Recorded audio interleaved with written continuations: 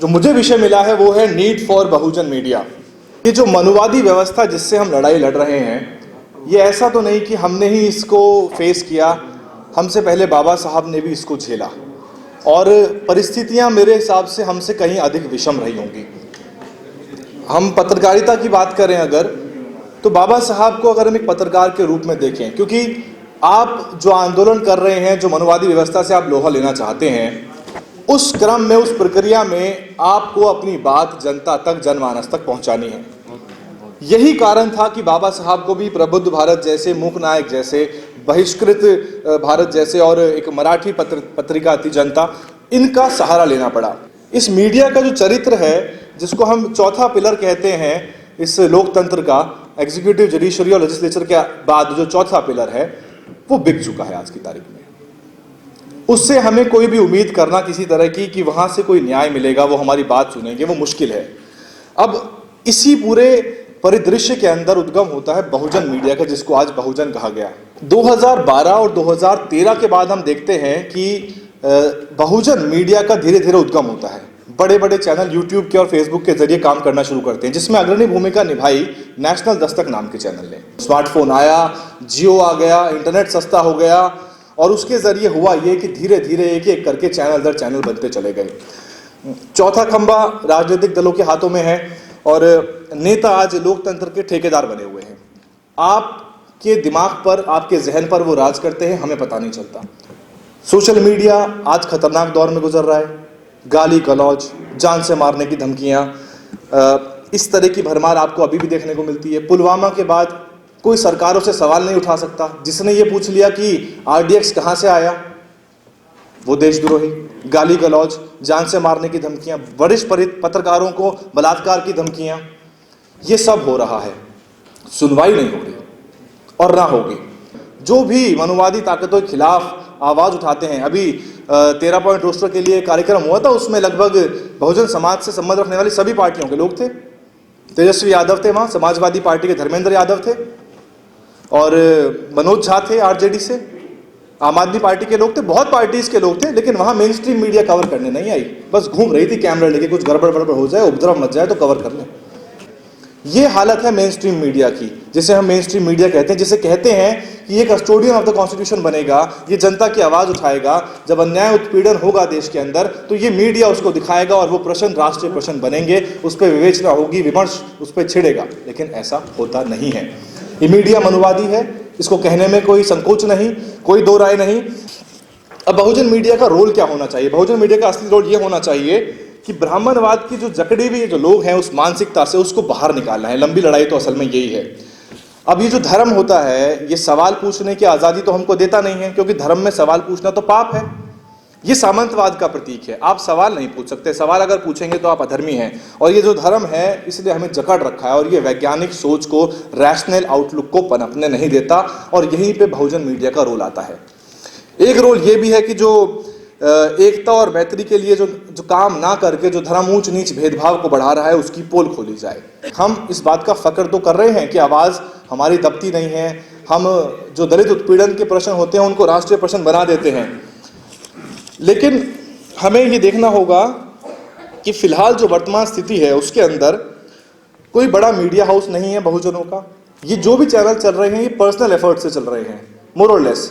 कुछ चैनल को छोड़ दिया जाए, उनके अलावा लगभग पर्सनल एफर्ट से चल रहे हैं। और जो भी कुछ इसमें एफर्ट लग रहा है, वो उन्हीं लोगों का लग रहा है जिनको समाज का दर्द है, पीड़ा है, और वो कुछ भी करके छोड़ चुके हैं अपनी नौकरी वगैरह, जो भी काम किया उन्होंने, वो जुट गए हैं इस काम में। मैं उनमें से एक हूं। सवाल मेरा ये था कि क्या आने वाला समय टीवी का है भी या नहीं है, क्योंकि हम नेशनल मीडिया बनाने की कवायद करें, जिसके लिए करोड़ों रुपए खर्च होता है। और कोई इस तरह सामाजिक अगर एकजुटता हो भी जाए, कुछ लोग मिल जाएं, इस तरह कॉर्पोरेट हाउस डेवलप हो जाएं, तो नेशनल टीवी हम बना भी लें, तो ऐसा तो नहीं कि आने वाले समय में टीवी की व्यूअरशिप खत्म हो रही हो। क्योंकि कुछ आंकड़े हैं हमारे पास, 2017 के हिसाब से 400 मिलियन स्मार्टफोन यूजर्स अवेलेबल हैं। ये सिस्को की एक रिसर्च कहती है, यानी कि लगभग 40 करोड़। लेकिन ये बहुत तेजी से बढ़ रहा है। 2017 में लगभग 2022 में ये आंकड़ा बढ़कर 800 मिलियन हो जाएगा, यानी कि 80 करोड़ लोगों के हाथ में स्मार्टफोन होगा। अब फर्क क्या पड़ा इस बहुजन मीडिया के आने से? एक तो हमारी इस टीवी चैनल के ऊपर निर्भरता खत्म हो गई। हम आउटराइटली इनके ऊपर डिपेंड करते थे और देखते थे कि शायद उन बहुजन राजनीतिक दलों के उन दलित उत्पीड़न अत्याचारों की खबर को हमें शायद देखने को मिले। वो सब नहीं, अब आज हमारे पास अपने बहुत से चैनल हैं, अब हमें इनके ऊपर निर्भर नहीं रहना पड़ता। और मनुवाद जो था एक समस्या के रूप में उभरा है जब से ये 4-5 सालों में इन चैनलों ने काम करना शुरू किया है। आज दलित भी इस मनुवाद से छुटकारा चाहता है, पिछड़ा भी इस बात को कहने लग गया, वामपंथी भी कह रहे हैं, और जो मानवतावादी सवर्ण हैं जो समझते हैं कि ये चीज़ जो है, जो मनुवाद है, उसके अंदर एंटी विमेन, एंटी दलित और एंटी ह्यूमन विचारधारा उसमें बसी हुई है। बहुजन मीडिया की हमें ज़रूरत क्यों पड़ी?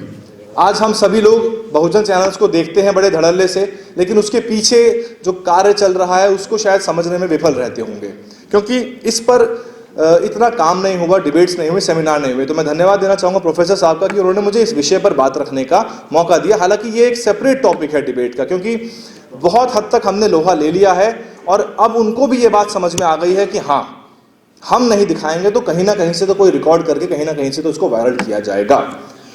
और नीड इसलिए हुई कि जातीय उत्पीड़न कभी राष्ट्रीय मुद्दा नहीं बनता था। बड़ी लंबी फेहरिस्त है। खैरलंजी में क्या हुआ हमें मालूम है, इसलिए जरूरत पड़ी। शब्बीरपुर में हुआ, ऊना कांड हुआ हमारे सामने, पुराना अगर हम देखें तो बेलसी कांड हुआ, लक्ष्मणपुर बाथे का एक मामला है नरसंहार का पुराना, मिर्चपुर हुआ, गोहाना हुआ, कुम्हेर हुआ, नागौर में डांगावास कांड हुआ, उसके बाद रोहित वेमुला, डेल्टा मेघवाल, दिलीप सरोज को मार दिया, उन्नाव में मोनी को जिंदा जला दिया, एक लड़की थी दलित समाज की।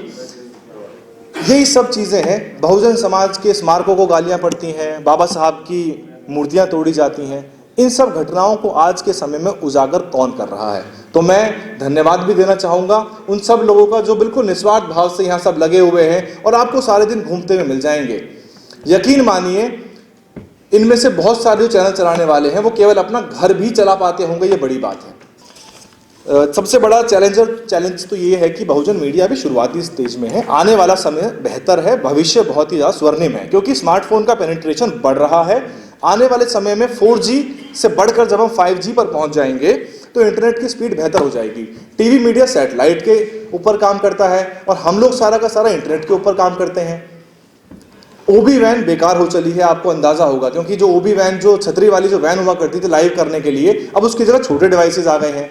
जब 5G आ जाएगा तो यहां लगा आपका स्मार्टफोन फुल HD में ब्रॉडकास्ट करने की क्षमता रखेगा, यानी कि आपको बिल्कुल क्लियर तस्वीर अपने पूरे देश के अंदर, दुनिया के अंदर दिखाई देगी। और दूसरा यह है कि बहुजन मीडिया का कोई फोरम नहीं, कोई संगठित बॉडी नहीं जो इसकी देखरेख करे, जो इसकी दिशा को निर्धारित करे, जो ट्रेनिंग करे, जो कोई प्रेस काउंसिल नहीं बहुजनों की। तो अभी बिल्कुल असंगठित तरीके से, बिल्कुल अनस्ट्रक्चर्ड तरीके से काम हो रहा है। लेकिन इन सब चीज़ों के बावजूद भी जितना हो गया वो काबिले तारीफ है। आर्थिक परेशानियां हैं, कंटेंट की ओरिजिनलिटी नहीं है, आर्थिक समस्याओं की वजह से स्टाफिंग कम है, स्टाफिंग कम होने की वजह से रिसर्च नहीं कर सकते। दूसरी दिक्कत है कि हम सेंसेशनलिज्म का शिकार हैं, सनसनीखेज खबर चलाने की मजबूरी बन गई है। लेकिन बहुजन मीडिया ने जो भी कर दिखाया है उसके लिए वो धन्यवादी है। मैं उन सभी लोगों का जो कैमरा हैंडल करते हैं, जो अपने मोबाइल फ़ोन और छोटे छोटे माइक लेके 100-100 रुपये के हम घूमते रहते हैं, एक लेबर वाला काम है ये। जलालत भी झेलनी पड़ती है, हर तरह का परेशानी, शोषण भी झेलना पड़ता है, क्योंकि शोषण हो जाता है हमारा बड़े आराम से। कोई बुला लेता है, हम मना नहीं कर पाते, हम चले जाते हैं, सारा दिन एक टांग पे खड़े रहते हैं और फिर शाम को घर चले जाते हैं। तो ये एक बड़ी समस्या है। लेकिन फिर भी मैं कहूँगा कि बहुजन मीडिया अभी तलवार के धार पर है, क्योंकि हम किसे कह रहे हैं बहुजन मीडिया? जो यूट्यूब पे हम वीडियो रिपोर्ट्स बना के डाल रहे हैं, अच्छा कर रहे हैं, लेकिन यूट्यूब हमें समझना पड़ेगा कि एक इंटरनेशनल कॉर्पोरेट है, उसकी एंटिटी एक कॉर्पोरेट की है। और ये जो भी कॉर्पोरेट्स होती हैं, जो कंपनियां होती हैं ना, ये सरकार के दबाव में रहती हैं। जिस दिन सरकार ने आर्म ट्विस्ट कर दिया, एक झटके के अंदर पूरी बहुजन मीडिया को वाइप आउट कर दिया जाएगा, ब्लैकआउट हो जाएगा। इंटरनेट पे हम चलते हैं, इंटरनेट बंद कर दिया जाए, अगर पाकिस्तान से युद्ध छिड़ जाए और इमरजेंसी लग जाए, तो उस इमरजेंसी के अंदर आपके तो फंडामेंटल राइट सस्पेंड हो जाएंगे। ऐसे में आपको इंटरनेट के ऊपर भी पाबंदी लगेगी और वहीं समस्या आ जाएगी कि पूरी तरह से खुली छूट मिल जाएगी शोषण के लिए। समस्या बड़ी है, विकराल है। मनुवादियों ने अपना फन उठाया पिछले 4-5 साल में, दलितों ने इस बात को समझा, बहुजन मीडिया ने अपनी ताकत लगाई और बहुजन राजनीतिक दलों ने भी कोई संजीदगी नहीं दिखाई इस बहुजन मीडिया। वो कहते हैं ना कि ये मेन स्ट्रीम मीडिया हमें इग्नोर करता है। अरे हम तो आपको दिखाते हैं ना, तो आपने हमें कौन सा पूछ लिया? आपको अडॉप्ट कर लेना चाहिए था, आप अडॉप्ट कर लेते। अगर कोई बड़ा बहुजन समाज का कोई भी बड़ा राजनीतिक दल चाहे तो इस सारे मीडिया के जो भी मैंने नाम लिए हैं, ऐसे रोज 100 चैनल बन रहे हैं, किसी के 100 सब्सक्राइबर में, किसी के 1000 हैं, सबको इंक्लूड करेगा तो हर जिले में एक रिपोर्टर मिल जाएगा। लेकिन ये एफर्ट कंसर्टेड होगा, इसके लिए बड़ी संगठन, बड़ी संस्था की जरूरत है। वो भी नजर आ रहा है ना, ये संघर्षशील, परेशान, चिंतित, व्यथित इन युवाओं की वजह से है, जिनको लगा कि ये बीड़ा तो हमें अपने कंधे पे उठाना ही पड़ेगा। उन्होंने उठाया, इसीलिए आज हमको वो खबरें, वो अत्याचार, उत्पीड़न की समस्याएं, और मैं पिछले अपने 1.5 साल में बहुत से ऐसे मुद्दे देख भी चुका हूं जिसमें हमने इश्यूज को रेज किया, और हमारे रेज करने के बाद जब चैनल्स ने शुरू कर दिया तो फिर इस मेन स्ट्रीम मीडिया ने उनको, बाड़मेर में अभी एक मामला था बाड़मेर का, जहां पे ऑस्ट्रासाइज कर दिया गया था, उनको रास्ता बंद कर दिया गया था, उनको जात बाहर कर दिया गया था, ना कुएं का पानी, ना आना जाने का रास्ता। तो यही दिक्कतें हैं। और जैसा बाबा साहब कहते हैं कि it is your claim to equality which hurts them. Basically हमने जो समानता हासिल करी, जो बराबरी हासिल करी, वो उनसे पच नहीं रही है। मीडिया के मामले में भी एक मुझे कार्टून याद आया जो मैंने देखा था, जिसमें 2 टीवी एंकर्स बात कर रहे हैं आपस में स्टूडियो में खड़े हुए, और एक दूसरे से पूछ रहा है कि कौन कहता है कि दलितों की नुमाइंदगी नहीं है मीडिया में, वो देखो हैं तो सही दलित। तो वो इशारा करके दिखा रहा होता है झाड़ू मारने वाले की तरफ। ये कार्टून मैंने शायद द हिंदू या इंडियन एक्सप्रेस में देखा था। वो कह रहे कौन कहता है दलितों की नुमाइंदगी नहीं है, देखो देर। तो बस इतना ही। बहुजन मीडिया अपनी पूरी एड़ी चोटी की जान लगा रहा है। आपकी बातों को, संवादों को, विचारों को, जो लड़ाई आप लड़ रहे हैं, जो धरने प्रदर्शन आप करते हैं, जो आंदोलन आप करते हैं, उसको घर घर तक पहुंचा रहा है। और जितना बन सक रहा है बहुजन मीडिया से हो रहा है। जरूरत है इसको पैटर्नेज देने की, जरूरत है इसको सस्टेनेबिलिटी प्रोवाइड करने की, इसको इकोनॉमिकली वायबल बनाने की, और इसकी अहमियत को समझने की जरूरत है। जय भीम, जय भारत, धन्यवाद। बहुजन मीडिया को मजबूत करने के लिए दलित न्यूज नेटवर्क को नीचे लाल रंग के सब्सक्राइब बटन को दबाकर दबाएं घंटी का बटन।